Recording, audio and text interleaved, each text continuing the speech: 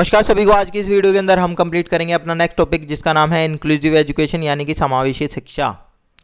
देखिए सीबीएसई सबसे ज़्यादा जो क्वेश्चन पूछता है सीटेट के अंदर वो पूछता है एनसीएफ से। सेकंड नंबर पे अगर सबसे ज़्यादा इंपॉर्टेंट जो टॉपिक है वो होता है इंक्लूसिव एजुकेशन समावेशी शिक्षा से सबसे ज़्यादा क्वेश्चन पूछे जाते हैं एनसीएफ के बाद। तो इसके 4 सब टॉपिक होते हैं। पहला तो होता है मीनिंग, ठीक है। सेकंड आपका आता है जिसके अंदर डिसफेजिया डिसकैलकुलिया यानी कि जो डिसेबिलिटी और डिसऑर्डर हैं इन बच्चों को किस तरह से पढ़ाया जाए, इनको किस चीज़ में कठिनाई आती है, तो वो उस तरह के क्वेश्चन होते हैं। तीसरा आपका आता है जेंडर, चौथा आपका आता है गिफ्टेड स्टूडेंट। तो इन चारों सब टॉपिक को आज की एक ही वीडियो के अंदर कंप्लीट करेंगे, तो इस वीडियो को एंड तक देखना। इसके साथ ही कल से हम इससे रिलेटेड जितने भी सीटेट में क्वेश्चन पूछे हुए हैं उनको डिस्कस कर लेंगे।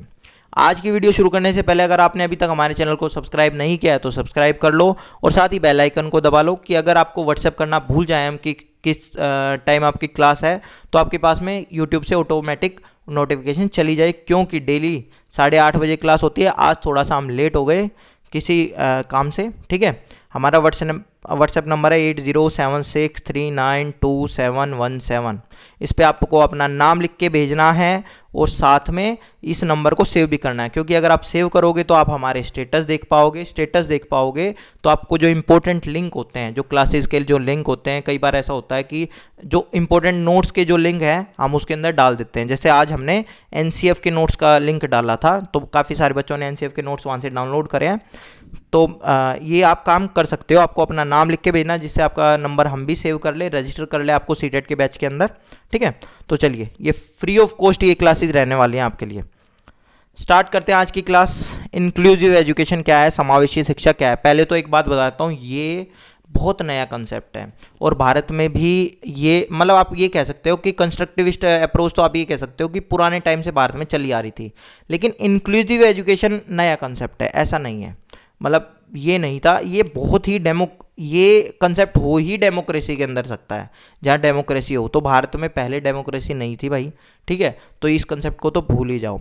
दूसरा, इस कंसेप्ट में बातें क्या क्या की गई हैं, ये किसी सोच पर चोट है, किन्हीं सोच पर चोट है, आप ये कह सकते हो आप। और भारत अभी भी इसमें पूरी तरह से सफल नहीं हुआ है। अगर आप ये कहो कि भारत पूरी तरह से इंक्लूसिव एजुकेशन को प्रमोट कर रहा है, हाँ बिल्कुल कर रहा है, लेकिन अभी भी पूरी तरह से सफल नहीं हुआ है। इसी वजह से इस से रिलेटेड जो क्वेश्चन आते हैं बच्चे उसके अंदर फंस जाते हैं।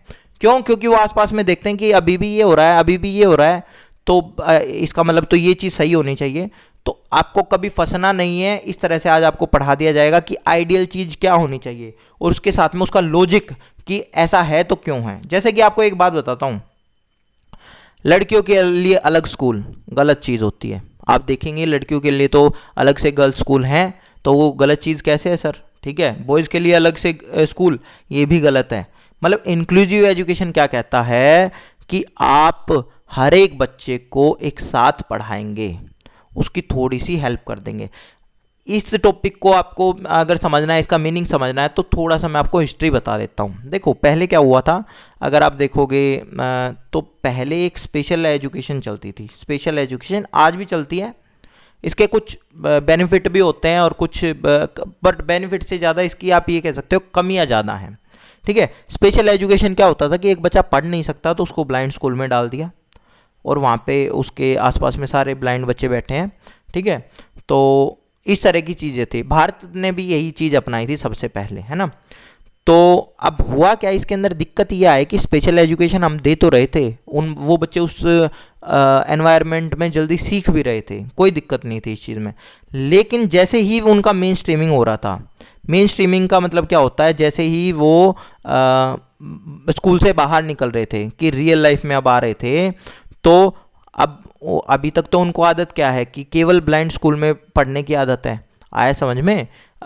तो ब्लाइंड बच्चों में साथ में रहने की आदत है, लेकिन मेन स्ट्रीमिंग के साथ में उनमें अब वो एक तरह से आप ये कह सकते हो कि सोसाइटी के अंदर एकोमोडेट नहीं हो पा रहे थे। सोसाइटी के अंदर वो अपने आप को आप ये कह सकते हो कि ढाल नहीं पा रहे थे सोसाइटी के अंदर, क्योंकि उनके 1 से लेकर 12 साल तक तो वो पहले ही वहीं पे पढ़े हैं, ठीक है। जिस टाइम पे ढलने की उम्र थी उस टाइम पे तो वो अपने जैसे बच्चों के साथ पढ़े हैं। इसी तरह से जो मैं बात कहता हूँ गर्ल्स एजुकेशन और बॉयज़ एजुकेशन, गर्ल्स एजुकेशन और बॉयज़ एजुकेशन हमने अलग अलग की क्यों है, इसलिए अलग अलग की हैं। और हो सकता है ऐसा कि भैया गर्ल्स की सेफ्टी चाहिए, लेकिन अगर आप रियलिटी देखोगे तो गर्ल्स के कॉलेज के बाहर या फिर गर्ल्स स्कूल के बाहर सबसे ज़्यादा बॉयज़ खड़े होते हैं और सबसे ज़्यादा छेड़खानी वहीं होती है। फ़ायदा क्या है, गर्ल्स अंदर आपने स्कूल के अंदर एक में भेज दी, बल्कि देखा जाए या फिर आप बॉयज़ को अलग स्कूल में कोएड में नहीं पढ़ा रहे हो और केवल बॉयज़ स्कूल में पढ़ा रहे हो, तो वो बंदे इंटरेक्ट जब लड़कियों से करेंगे तो उनका वो लेवल नहीं होगा जो एक जो लड़का है वो कोएड में पढ़ा हुआ है।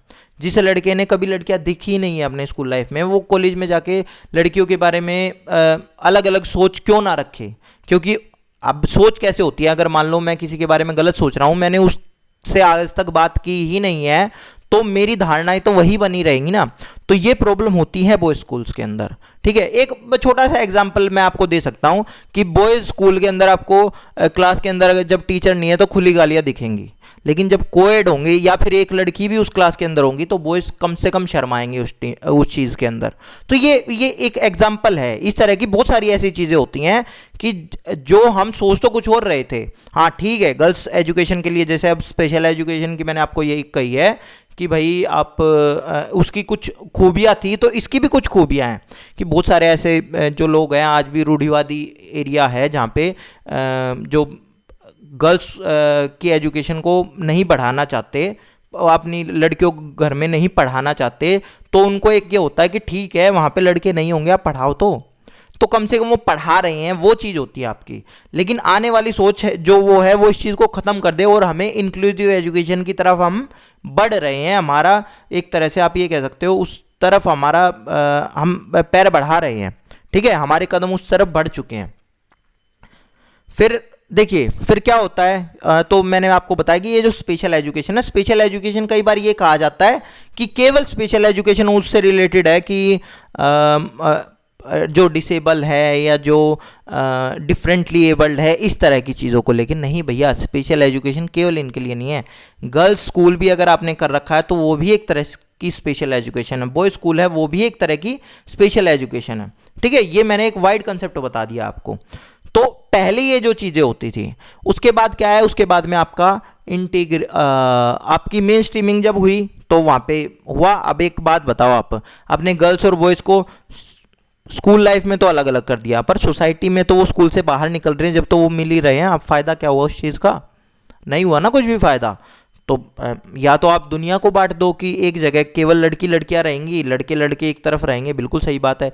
एक तरफ जो बंदे देख सकते हैं वो एक तरफ रहेंगे, जो नहीं देख सकते वो एक तरफ रहेंगे, जो बोल सकते हैं वो एक तरफ रहेंगे, जो नहीं बोल सकते वो एक तरफ रहेंगे।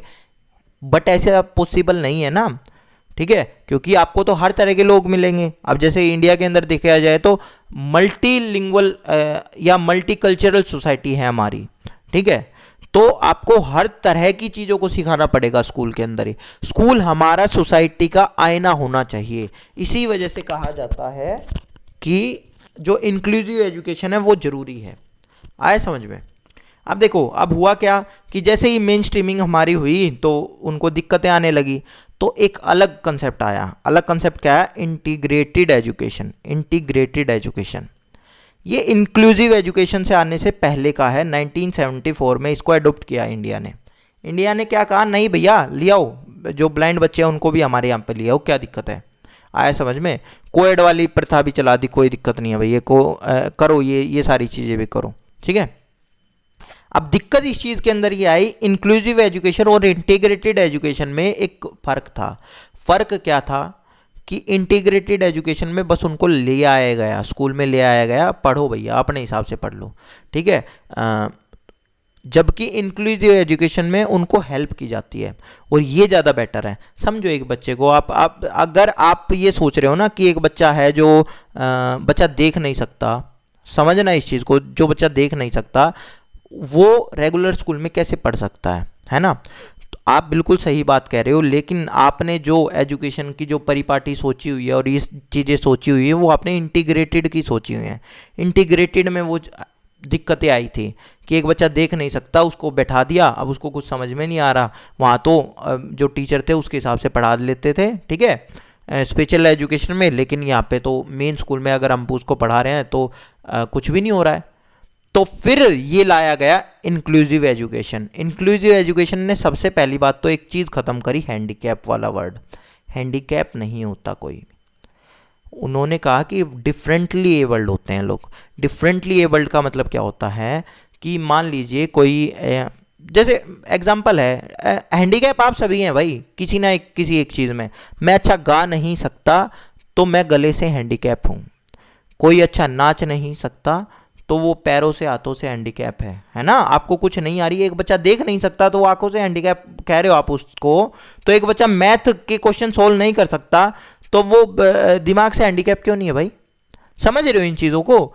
मतलब आप हैंडीकैप की आप ये क्या आपने डेफिनेशन सोची हुई थी? यही तो सोची हुई थी कि भाई एक हम वो चीज़ नहीं कर सकते, ठीक है। तो आप भी नहीं कर सकते, मैं भी 100% चीज़ें नहीं कर सकता, तो हम कहीं ना कहीं हैंडीकैप्ड हैं। तो ये वर्ड ही खत्म कर दिया, डिफरेंटली एबल्ड कर दिया। डिफरेंटली एबल्ड का मतलब होता है कि जब, या person with disability, person with disability के ऊपर भी हम आगे बात करेंगे, ठीक है। तो डिफरेंटली एबल्ड क्या है कि हो सकता है जो चीज़ आप, जो बच्चा देख नहीं सकता लेकिन वो सुन आपसे बेहतर सकता है, वही चीज़ वो आपसे बेहतर तरीके से कर सकता है, ठीक है।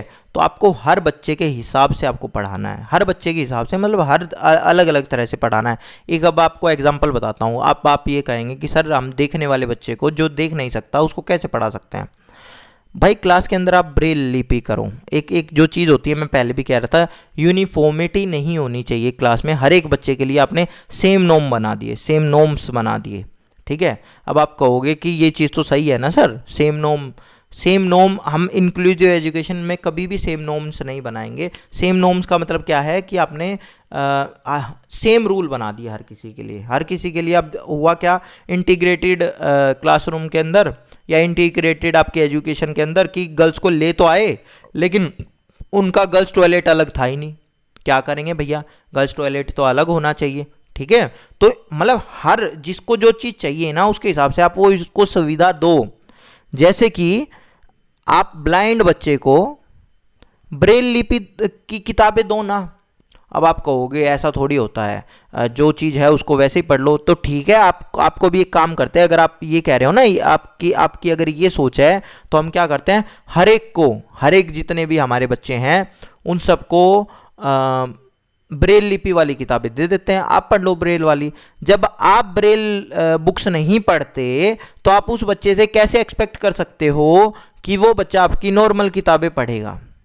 समझ रहे हो? तो ये चीज़ें होती हैं, ठीक है।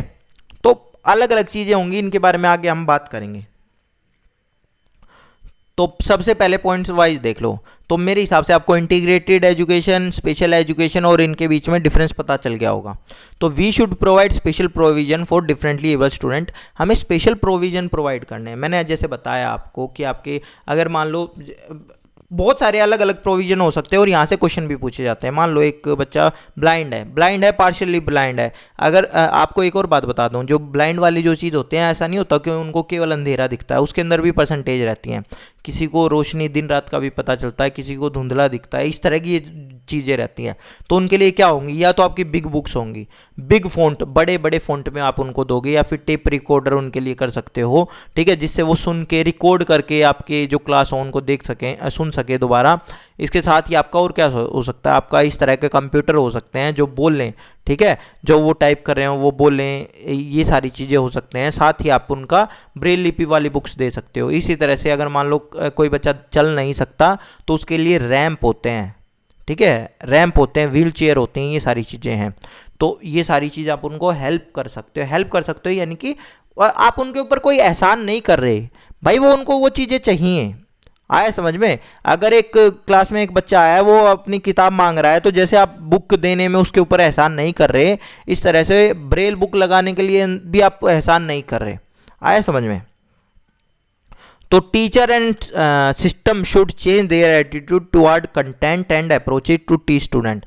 टीचर्स को और सिस्टम को अपनी अप्रोच चेंज करनी पड़ेगी कि वो किस तरह से पढ़ाएंगे।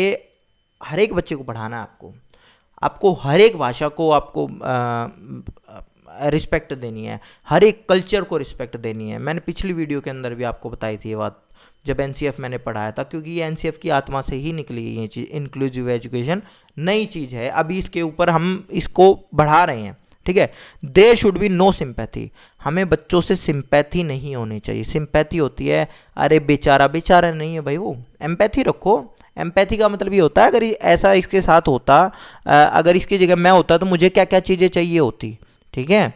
अगर आप कोई बच्चा व्हील चेयर पे, यार आप उसको कह रहे हो कि मान लो ये जो बच्चा है इसको सीढ़ियों पे से ही आना चाहिए, तो आप तो क्रूर हो उसके प्रति, ठीक है।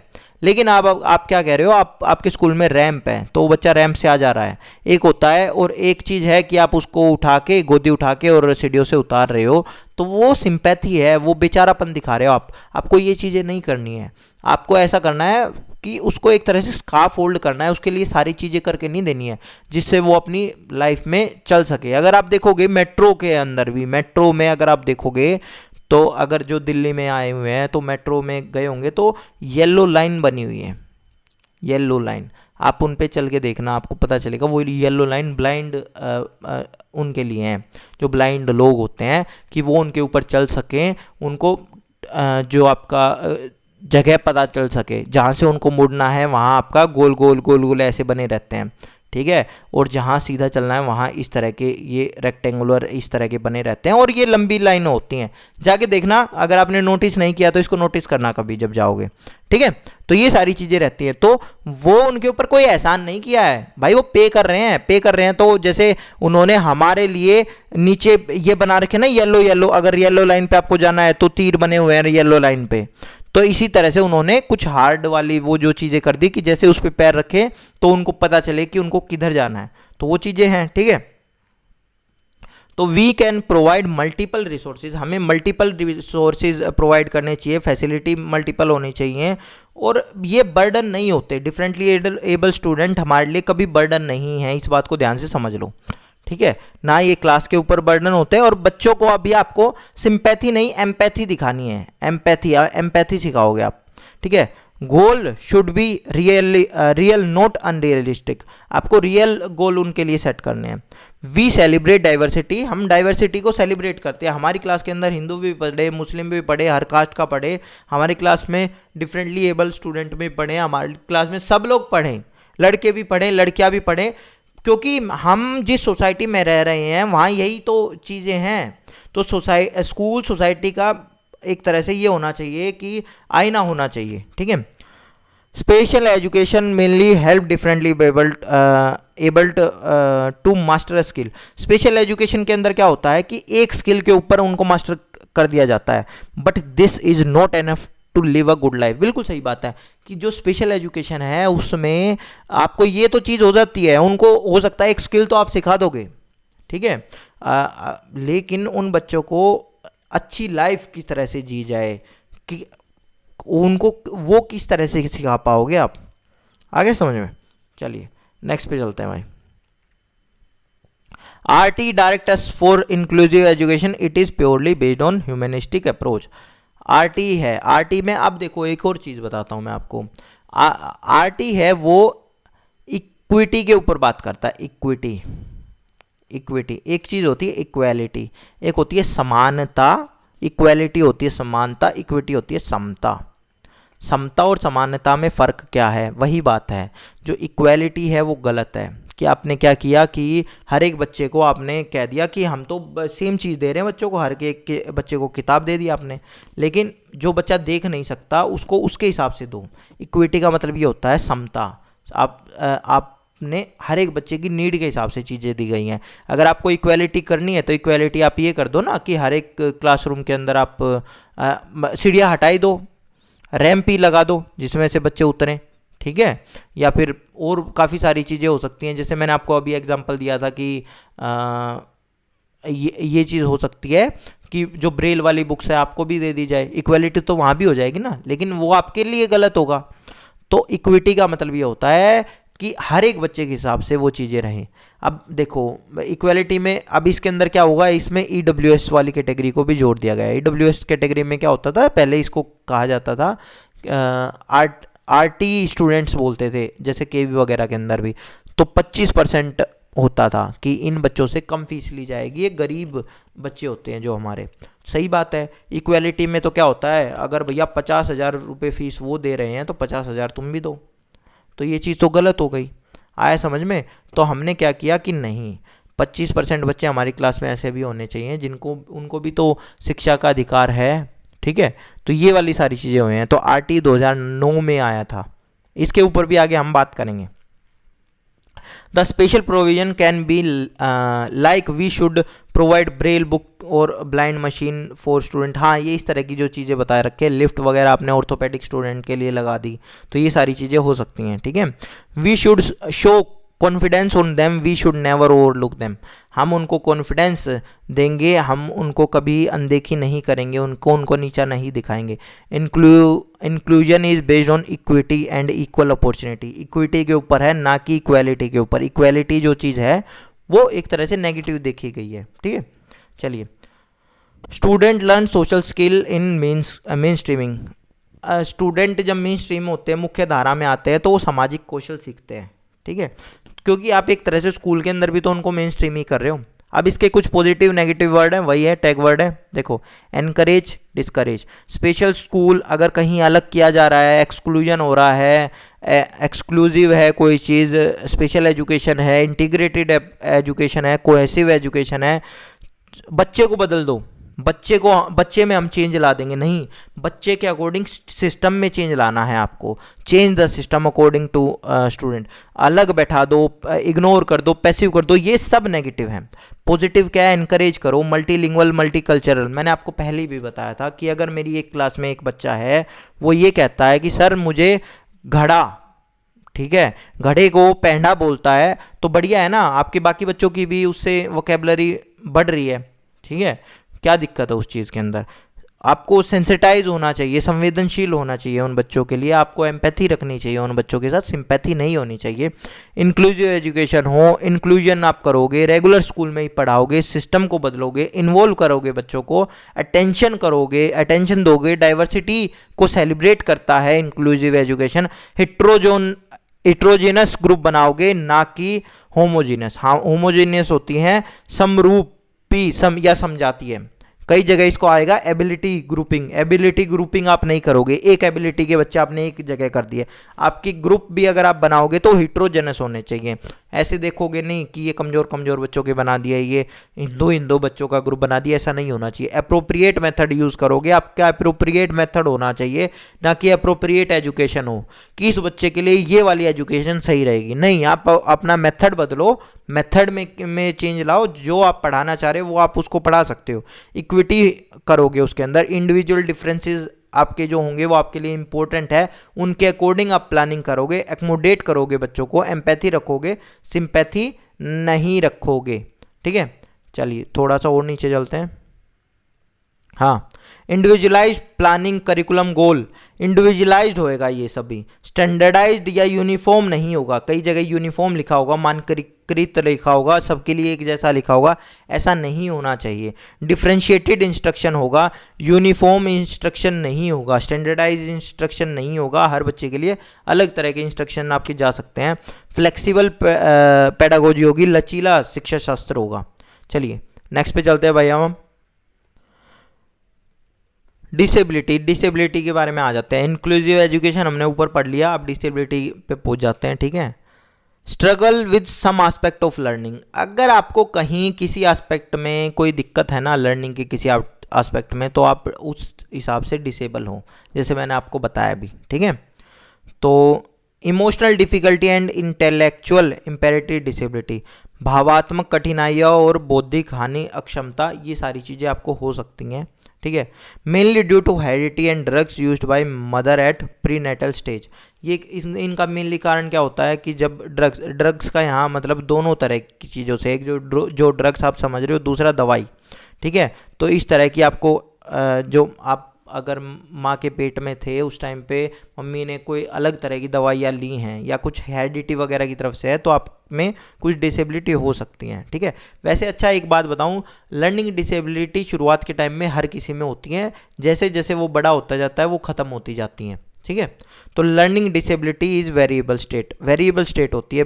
ये लर्निंग डिसऑर्डर आपका आप ये कह सकते हो कि आपका फिक्स रहता है, लेकिन लर्निंग डिसेबिलिटी वेरिएबल होती है। आज आपको डिसलेक्सिया, अब नहीं होगा, आगे नहीं है, ठीक है। उम्र के साथ ही ख़त्म हो जाती हैं चीज़ें। It can be evaluated by anecdotal record.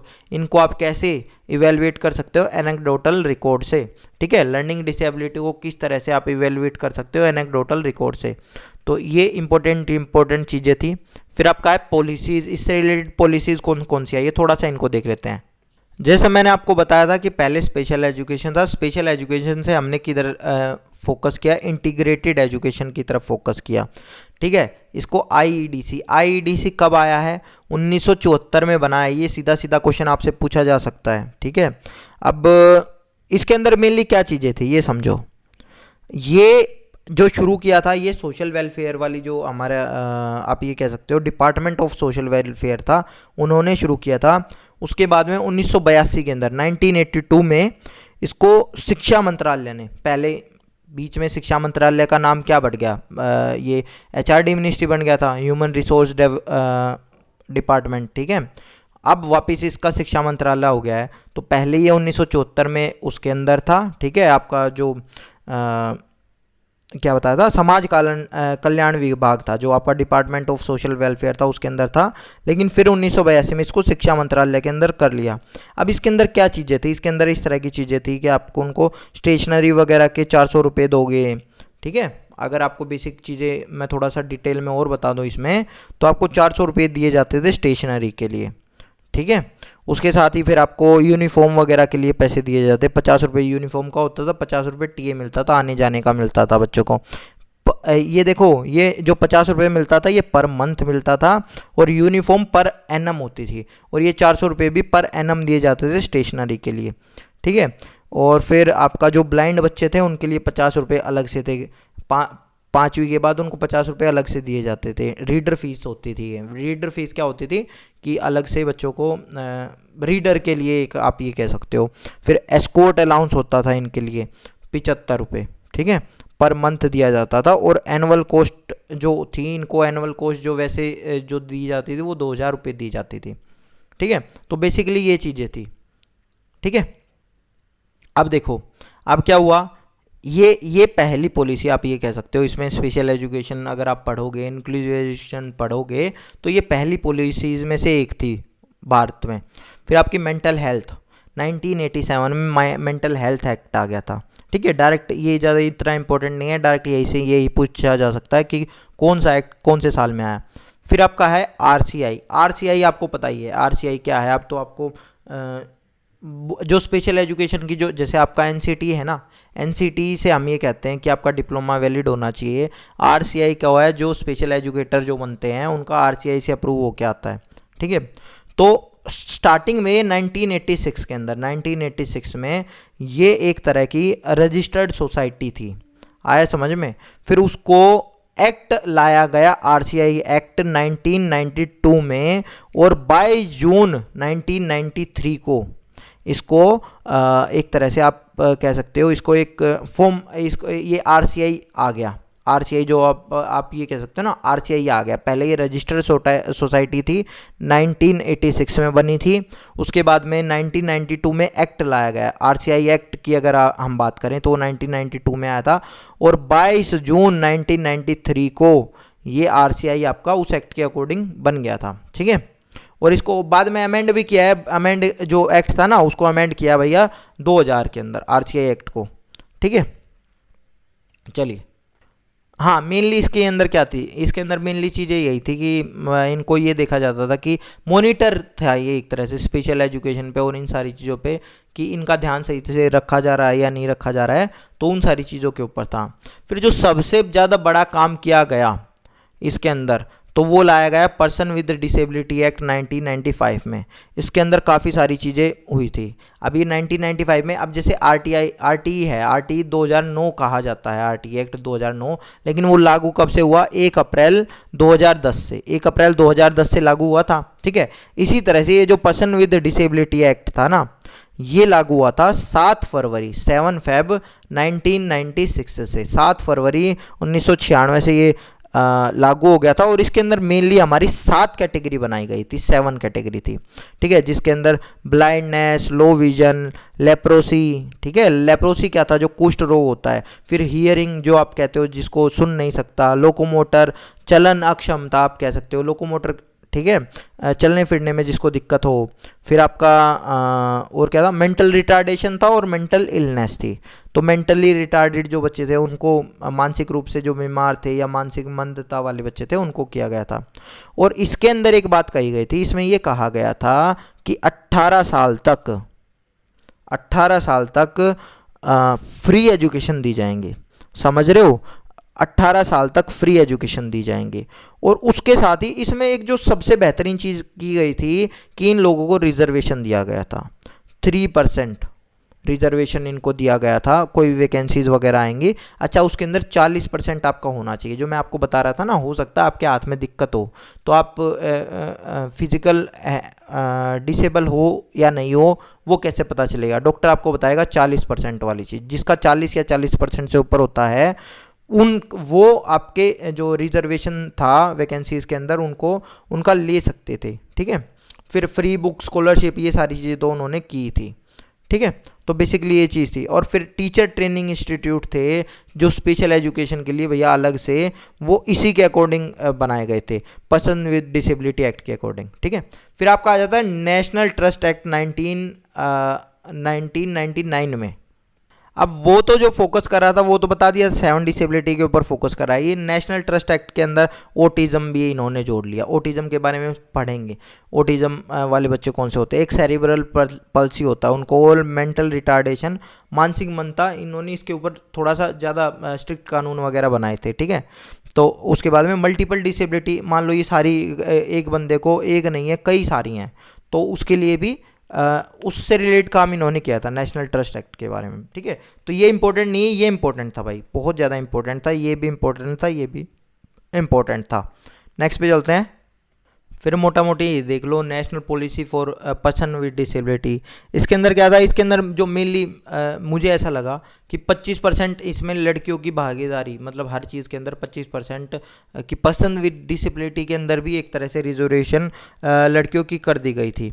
ठीक है, तो इसके अंदर मेनली ये चीज़ थी, और तो कुछ खास नहीं है। फिर एक राइट टू पर्सन बिल आया 2011 में, और वो एक्ट बना 2016 में। सबसे जो नया वाला है वो right to person with disability act ही है। आगे समझ में?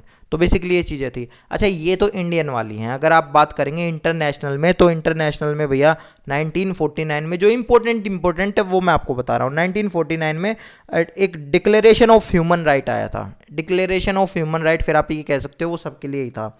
यूनिवर्सल इसको बोला जाता है the universal declaration of human rights. ठीक है, ये 1949 में आया था। फिर 1959 में यूनाइटेड नेशन की जनरल असेंबली चार्टर आया था 10 साल बाद। इसके 10 साल बाद 1959 में यूनाइटेड नेशन का जनरल असेंबली चार्टर एक्ट आया था। ठीक है, फिर और तो कुछ नहीं है। और तो मेरे ख्याल में एक ईयर किया गया था, 1989 में था शायद, 1981 में था international year of the disability person. इस साल को मनाया जाता है 1981 में, इस साल को। ठीक है, बेसिकली हो गया है।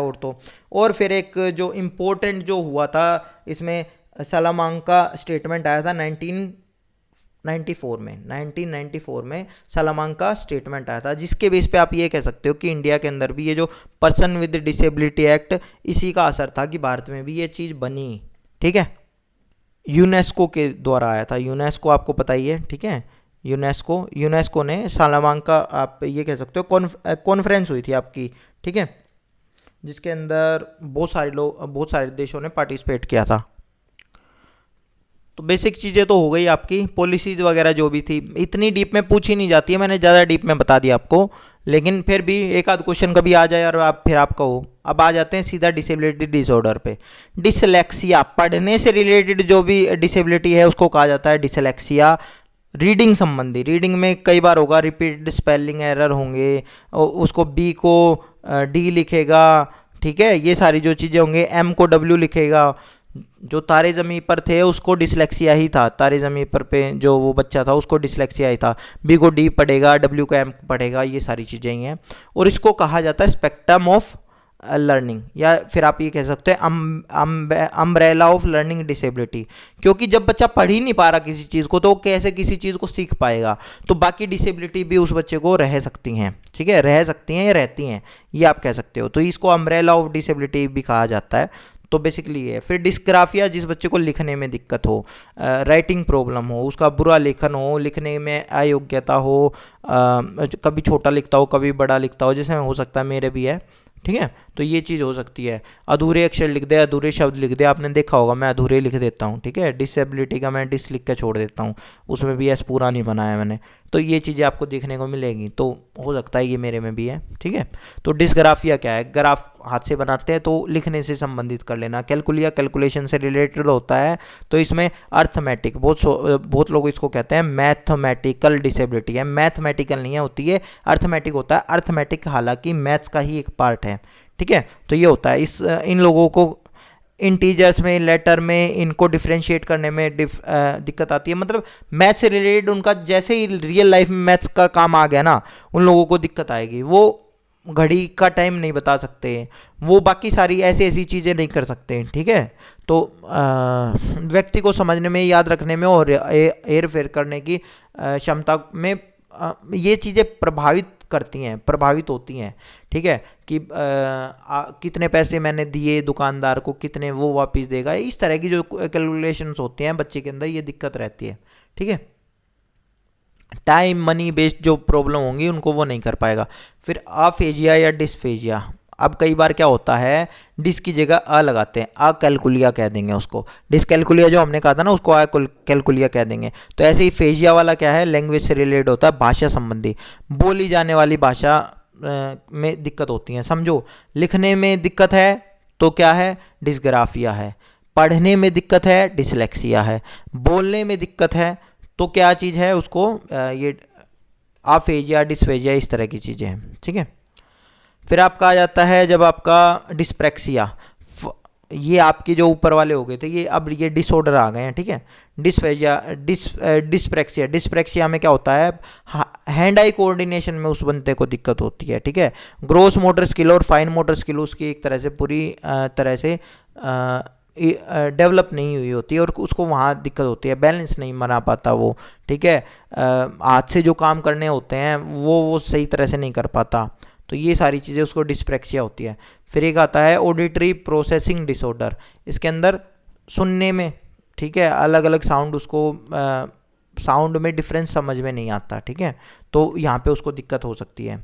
फिर एक आपका आता है ASD, जिसको ऑटिज्म भी बोल देते हैं, ऑटिज्म स्पेक्ट्रम डिसऑर्डर बोल देते हैं। इसमें सोशल इंटरेक्शन में बच्चा आपसे नज़र मिला के बात नहीं करेगा, अलग अलग बैठा रहेगा, वो किसी बच्चे से घुलेगा मिलेगा नहीं। एक गुड डॉक्टर सीरीज़ है, गुड डॉक्टर सीरीज़ अगर आप देखोगे, यूट्यूब पे सर्च कर लेना, उसका कोई भी एक एपिसोड देख लेना, तो उसके अंदर जो डॉक्टर है उसको यही ऑटिज्म है, वो नज़र मिला के बात नहीं करता है, नीचे देख के बात करता है, और ये सारी जो चीज़ें होती हैं, इस तरह के बच्चे होते हैं, इनमें सोशल इंटरेक्शन नहीं होता, सोशल इंटरेक्शन की दिक्कत होती है इन बच्चों के अंदर, ठीक है। ब्रेन संबंधी दिक्कत होती है उनमें ये चीज़ें, ठीक है। ADHD, अच्छा, इसका कारण क्या होता है, इसका कारण जेनेटिक आप कह सकते हैं।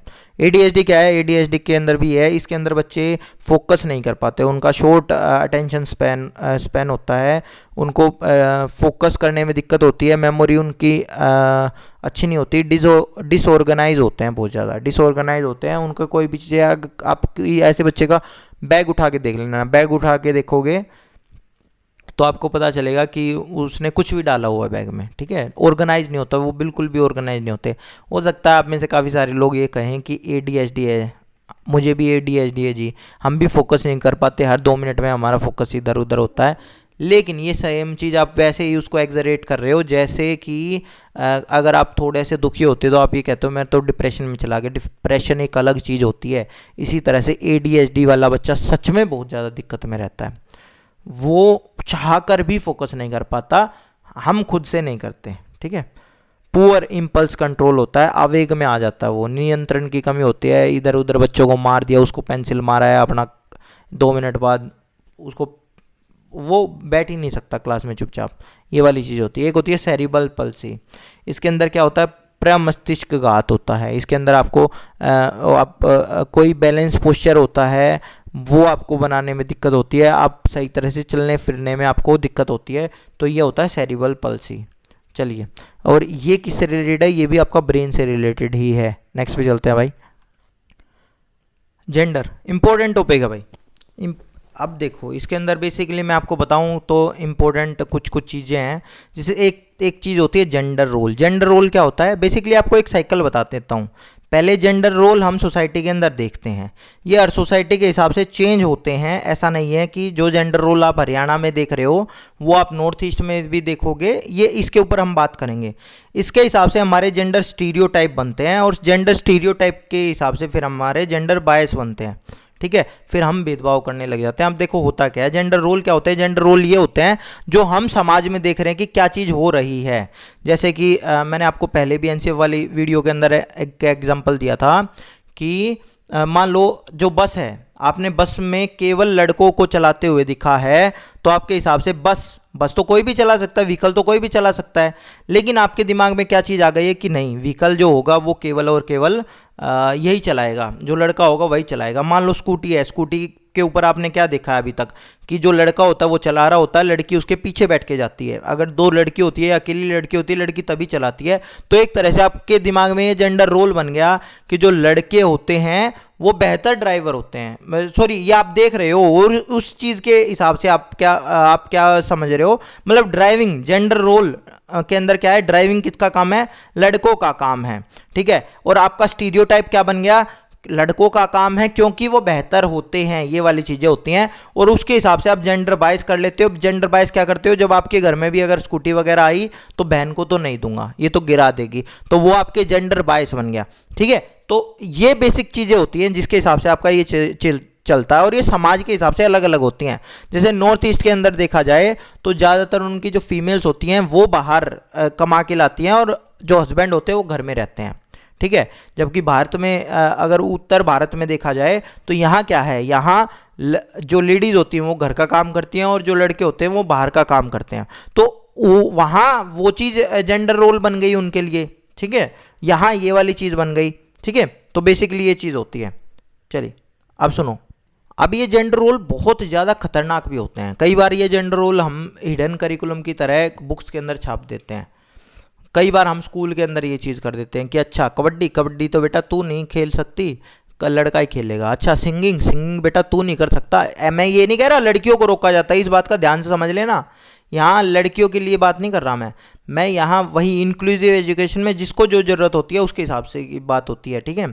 तो अब मान लो लड़का है, लड़का सिंगिंग में जाना चाह रहा है या लड़का कुकिंग करना चाह रहा है, उसको नहीं करने देंगे, नहीं तू नहीं करेगा भाई, ये तो लड़कियों के काम होते हैं, लड़कियों की तरह मत रहो। और ये बहुत सारी ऐसी चीज़ें होती हैं। तो क्या होगा, जेंडर रोल है, जेंडर रोल से आपका एक परसेप्शन बना, आपका जो परसेप्शन बना वो जेंडर स्टीरियोटाइप हो गया है, और उसके हिसाब से आप कोई डिसीजन ले रहे हो उस परसेप्शन के हिसाब से, तो वो आपका जेंडर बायस हो गए हो आप। आगे समझ में। चलिए जेंडर इक्विटी, नेक्स्ट है हमारा जेंडर इक्विटी। अब इसके अंदर क्या, इनफैक्ट ये 2 टर्म है, जेंडर इक्विटी और इक्वेलिटी। इसके बारे में ऊपर हमने बात भी की थी। जेंडर इक्विटी क्या था, इक्वेलिटी क्या था। इक्वेलिटी क्या होता है, जब सब कुछ बराबर बराबर कर दे। जेंडर इक्विटी क्या है, लड़कियों के हिसाब से या लड़कों के हिसाब से अलग अलग चीज़ें रहें, आए समझ में, उसके हिसाब से वो चीज़ें रहें। जैसे अगर मैं बात करता हूँ टॉयलेट्स में फ़र्क होता है आपका। अगर आप लड़कों के टॉयलेट में जाओगे तो वहाँ पे जो यूरिन के लिए आपका खड़े रह के करने की व्यवस्था होती है, और लड़कियों के लिए अलग व्यवस्था होती है। तो वो जेंडर इक्विटी है। आपने जिसको जो चाहिए उसके हिसाब से कर दिया, जेंडर इक्वलिटी नहीं।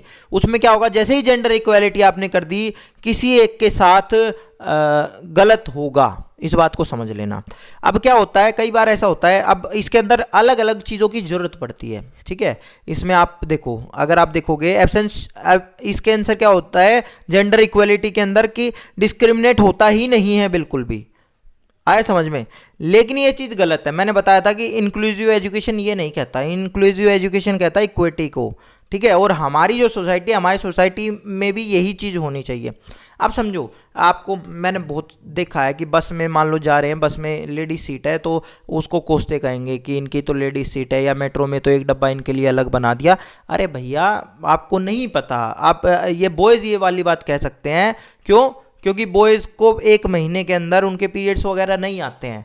हो सकता है जो आपकी जो लड़की है, आपकी मम्मी हो सकती है, आपकी बहन हो सकती है, अगर उनको उन दिनों में वो दिक्कत हो और वो ट्रैवल कर रही हो, आप क्या करेंगे? आप अगर जनरल सीट के ऊपर भी बैठे होंगे ना, तब भी आप उनको सोचेंगे कि उनको वो सीट दे दूँ मैं, या आप दे देंगे। या अगर आप भी खड़े हैं तो आप ये सोचेंगे, अगर कोई लड़का बैठा है कि भैया सीट दे दो, मम्मी को सीट दे दो, या ये सारी चीज़ें। तो वो क्या है, जेंडर इक्विटी है, ठीक है। कि अगर वहाँ आपने रिजर्व कर दी सीटें, तो हाँ भाई, हो सकता है आपका 50% जो लेडीज़ हैं, अगर आपने 50% सीटें रिजर्व कर दी तो क्या दिक्कत है? कोई दिक्कत नहीं है, उनको बैठ जाने दो, ठीक है। तो ये जेंडर इक्विटी का पोर्शन होता है, ये वो चीज़ है जिसको हमें समझना चाहिए, आए समझ में। तो ये बेसिक ये चीज़ें होती हैं जहाँ पे आप थोड़ा सा अगर कुछ अलग से कुछ करते हो, उनके आप ये कह सकते हो कि रिड्रेस करते हो उनकी हेल्थ नीड को लेके, या फिर उनके स्पेसिफिक किसी और चीज़ को लेके। तो ये बॉयज़ के लिए भी हो सकता है, ऐसा नहीं है गर्ल्स के लिए है। ये मैंने आपको बॉयज़ के लिए भी ऐसा कोई चीज़ हो सकती है जहाँ पे आपने बॉयज़ को प्रेफरेंस दी होगी किसी चीज़ के अंदर। मेनली तो क्या होता है, बॉयज़ प्रेफरेंस खुद ही ले लेते हैं, तो दिक्कत इस वजह से आपको ज़्यादा दिखती नहीं है, ठीक है। तो इसी वजह से जो जेंडर इक्विटी है ये इंपॉर्टेंट होता है हमारे लिए। नेक्स्ट पे आप चलते हैं। अब इसके और भी बहुत एग्जाम्पल हो सकते हैं, और भी बहुत एग्जाम्पल कैसे हो सकते हैं, जैसे केवी है, केवी में लेडीज़ को अलग से छूट दे दी है 10 साल की। तो बहुत सारे लड़के ये कहते हैं ये 10 साल की छूट दे दी, जैसे मैंने आपको बताया ना, वो उन चीज़ों को देखते हैं। अरे भैया, अगर आप 24-25 साल का कोई लड़का है ना, तो वो केवल और केवल फोकस करेगा करियर के ऊपर। जबकि आपके घर में आपकी बहन जो होगी, 90% घर में ये होगा कि उसकी शादी के ऊपर बात चल रही होगी, या तो शादी कर दी गई होगी या होने वाली होगी, या फिर वो पढ़ भी रही होगी कि बेटा एक का चांस और ले ले और फिर शादी करके जा अपने घर में, वहाँ जाके पढ़ लियो। उसके बाद में उसका 1-2 साल में बच्चा हो जाएगा, उसके बाद में वो थोड़ा सा बड़ा हो जाएगा, उसकी तो ओवर एज वैसे ही हो गई 30 साल प्लस।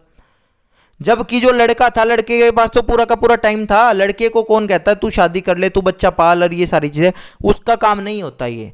तो अगर लड़कियों को ये कह दिया गया है कि 10 साल की छूट है आपको, क्योंकि क्या होगा कि मान लो 25 से, एक तरह से मैं ये मानता हूँ 25 में शादी हुई तो 32 तक वो बच्चों को संभाल लेंगी, एक होगा, 2 होंगे, ये सारी चीज़ें होंगे। उसके बाद वो फिर से पढ़ना शुरू करेंगी, तो उनकी पढ़ाई फिर से वहाँ से रिज्यूम होती है, तो उनको 40 साल तक के लिए उनको छूट दे दी गई है कि भैया आप आ जाओ।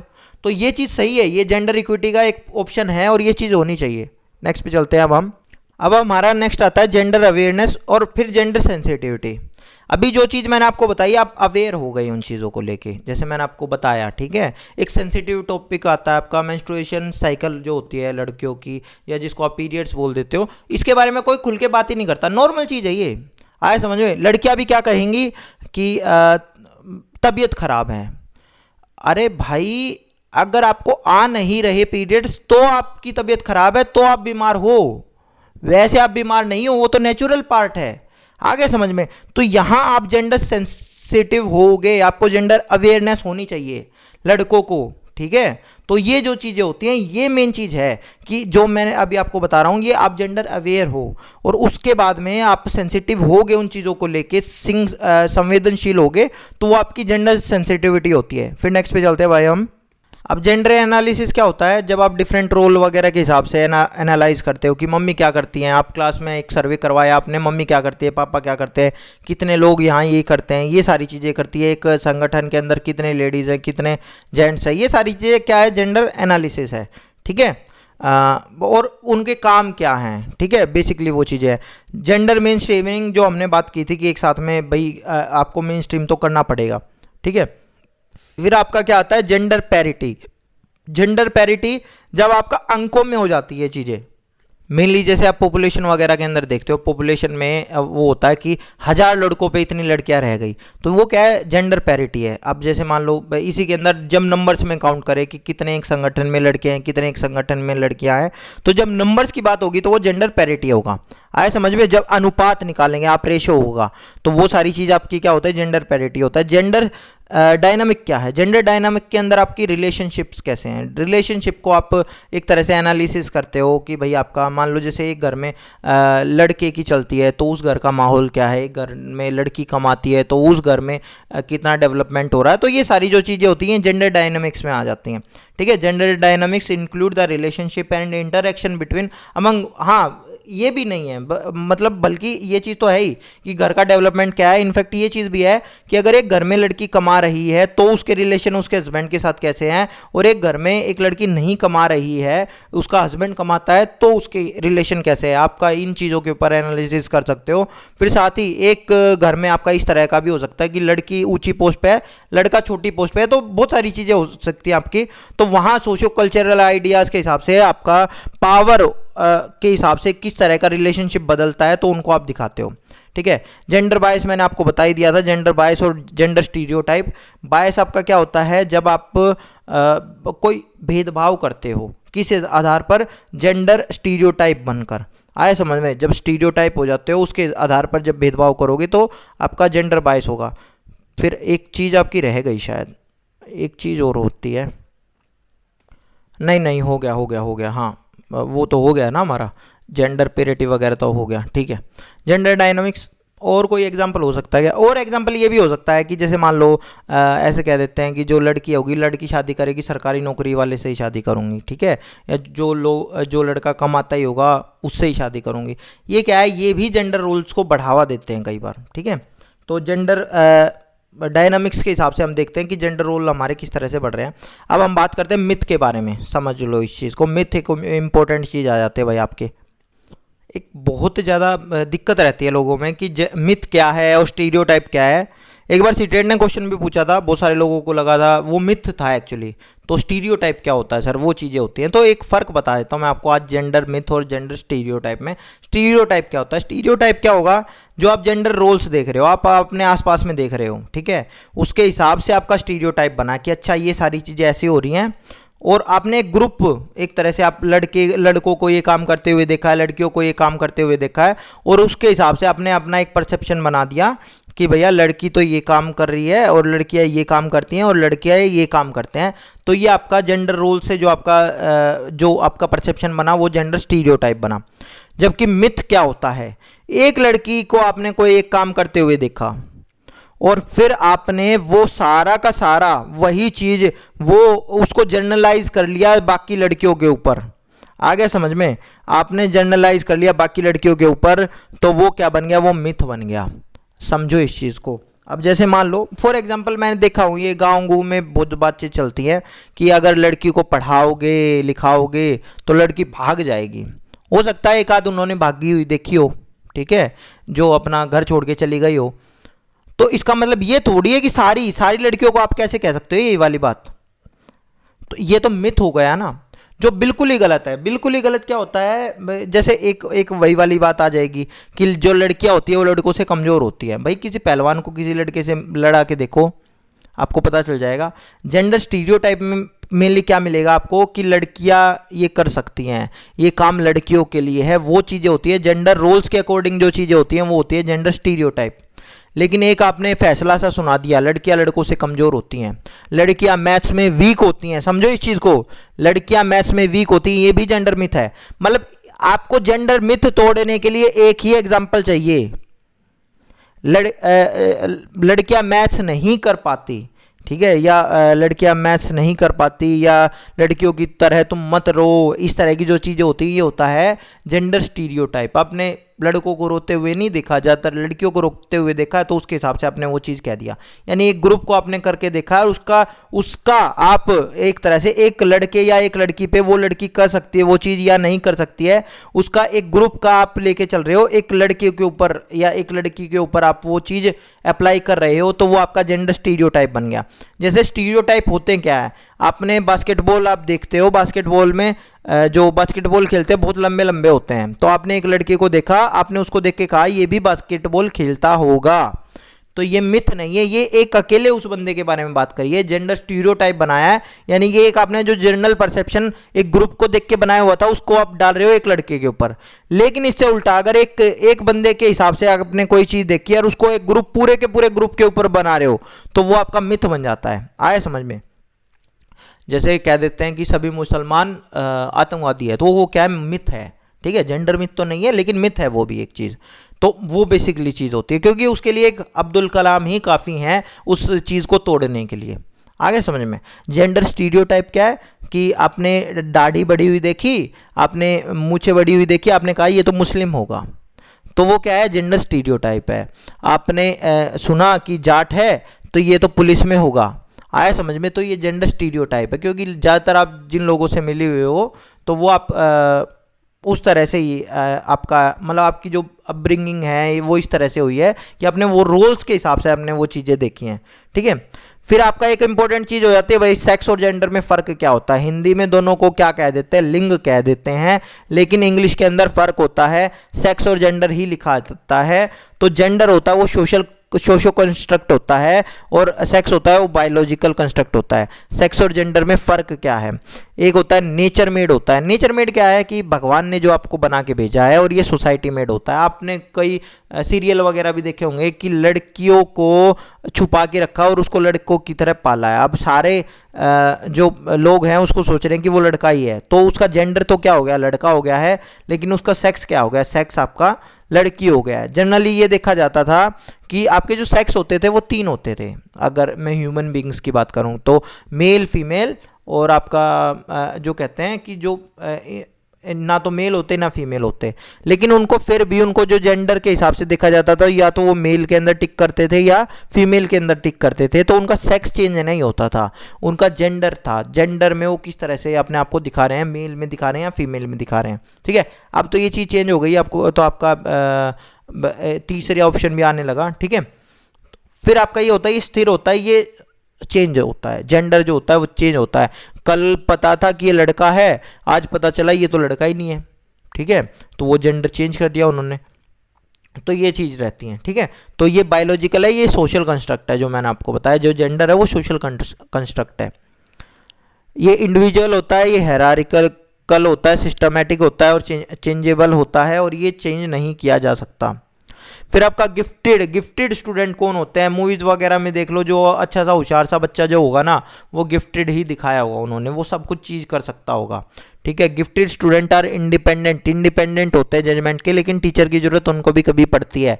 हीरो वगैरह को भी अगर आप देखोगे कभी ना कभी किसी चीज़ की ज़रूरत पड़ी होगी। चैलेंजिंग टास्क उनको पसंद होंगी, उनका डिफरेंट लेवल पे और डिफरेंट तरह का सपोर्ट चाहिए होगा उनको। तो गिफ्टेड स्टूडेंट भी लर्निंग डिसेबल हो सकते हैं। आइंस्टाइन आपको पता होगा, आइंस्टाइन को डिसलेक्सिया था, लेकिन वो गिफ्टेड थे और वो लर्निंग डिसेबल थे, डिसलेक्सिया था उनको। ठीक है, gifted student are highly sensitive, वो बहुत ज़्यादा सेंसिटिव होते हैं उनके लो ग्रेड्स को लेके। Gifted students can be leader, वो लीडर हो भी सकते हैं, और ज़रूरी नहीं कि वो लीडर हो ही क्लास के अंदर, हो सकता है एक बच्चा चुपचाप अपना काम करता हो और चला जाता हो, जैसे रामानुजन और ये जो लोग रहे हैं। They spend more time in creating things, वो अपना ज़्यादा से ज़्यादा टाइम रटने में नहीं लगाते, नई चीज़ों में लगाते हैं।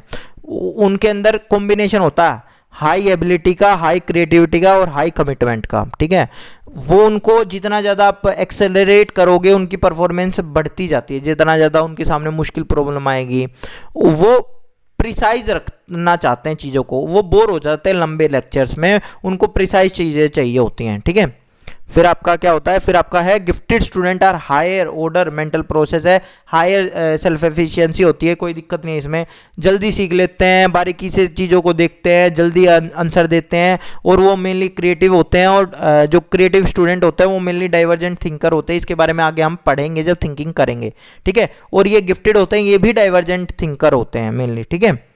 उसके बाद में ये बेसिक ये चीज़ें हैं, तो ये सारी चीज़ें उनमें होते हैं। तो आई होप आपको ये चीज़ पसंद आई होगी आज की वीडियो।